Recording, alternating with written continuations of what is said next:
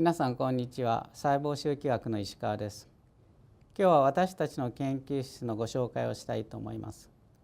私たちは遺伝子を通して細胞がどうしてがん化し老化するのかということを明らかにしたいと考えています。私たちの体にはたくさんの細胞が含まれており、それらが協調して初めて体の機能をもたらします。そのようなたくさんの細胞は細胞分裂を繰り返して起こりますが、その過程で DNA は非常に正確にコピーされますので、私たちの正常細胞はすべてカードの中一つの DNA 配列によって決まっています。こうして初めて隣の細胞が同じ遺伝子に支配されていますので、細胞同士は協調し一つの目的に向かって進むことができるわけです。我が国においては、がんは死因の第1位を占め、成人男子の約半数、成人女子の約3分の1は一生涯のうちにがんに罹患するというふうに言われています。がん細胞はどうしてこれほど恐れられるのでしょうか。それはひとたびがんになると転移したり、薬や治療に効かなくなって再発をすることが多いせいです。私たちはどうしてがん細胞が患者をこれほど苦しめるのかを明らかにしたいと考えています。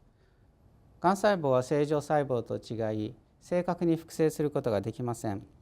ということは、突然変異が遺伝子の中に何回も起きてしまいます。その結果、がん細胞同士は隣にあるがん細胞と違った遺伝子突然変異を持つことになります。今ある一つのがん細胞が突然変異を持ち、その結果、他の細胞に比べて増殖スピードが速くなるとすると、その細胞は他の細胞に打ち勝ってどんどん増えていきます。このようにしてがん細胞は正常細胞とは異なり、協力して一つの機能を表すのではなく、お互いに競争してどんどん増えようとします。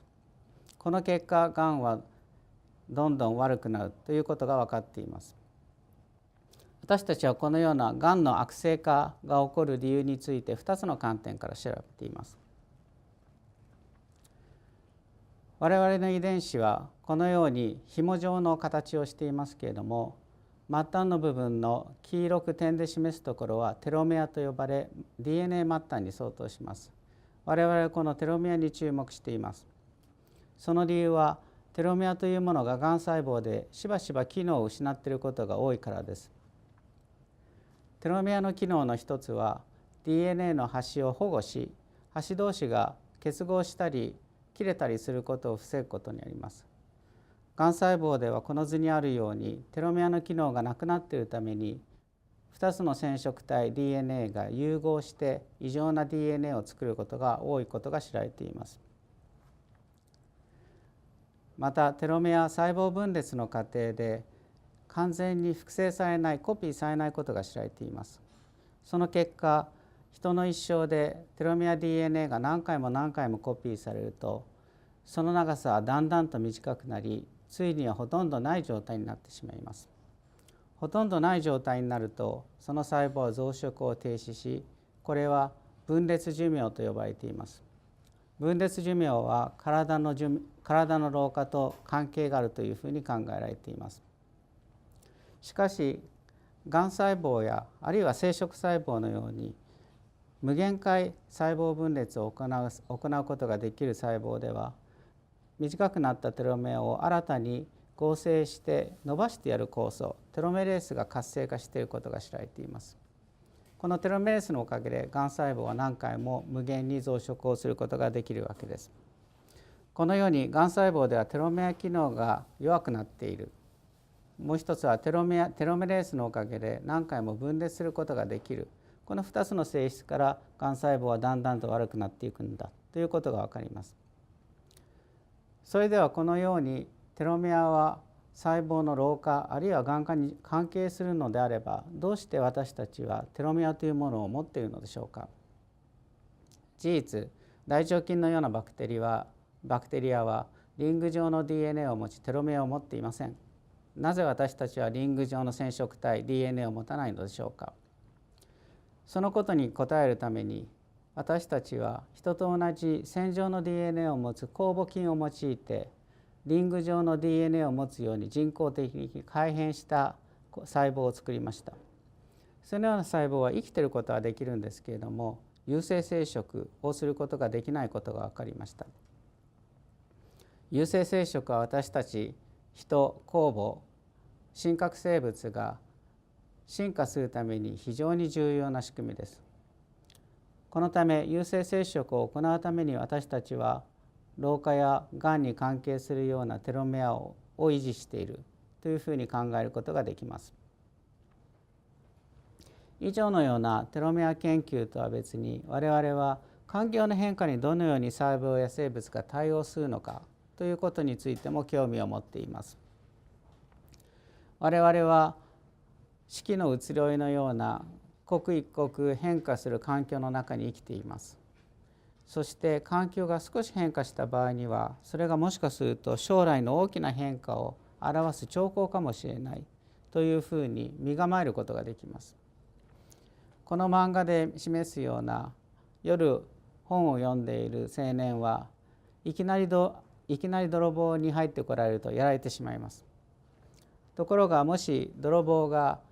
窓の外でカサカサっていう音を立ったとすると、それに応じて警戒することができ、泥棒が次に入ってきてもそれをやっつけることができます。このように我々は前兆を大事にして前兆に対して警戒を行うわけですけれども、細胞や生物もこれと同じようなことを行っていることが知られています。それをホルメイシスと呼びます。ホルメイシスがどのような分子機構で起きているのか知られていませんでした。私たちはこの現象に興味を持ち、次のようなことを明らかにしました。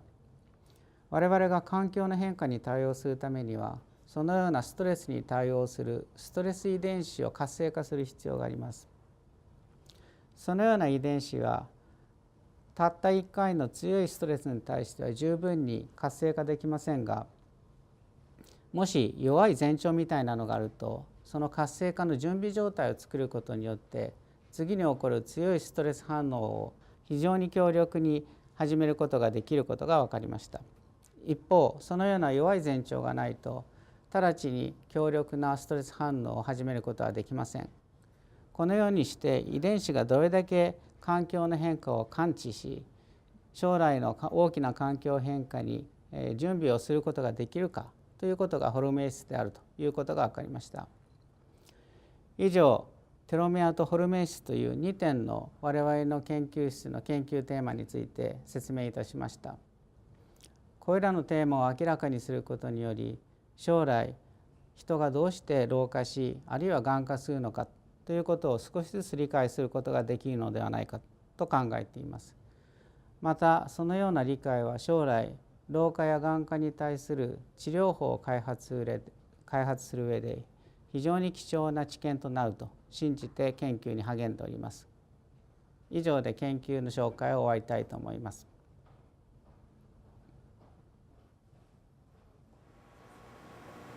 この機械が質量分析と呼ばれる装置です。当研究室では主にタンパク質の解析に用いています。質量分析ではサンプルをイオン化することが重要で、こちらの部分でサンプルをイオン化しています。この部分を拡大した映像がこちらになります。イオンが飛んでいることがわかるかと思います。実際この装置で何ができるかといいますと、例えばストレスをかけた細胞とかけていない細胞でそれぞれタンパク質を抽出してきて、この装置で検出されたタンパク質を比較することができます。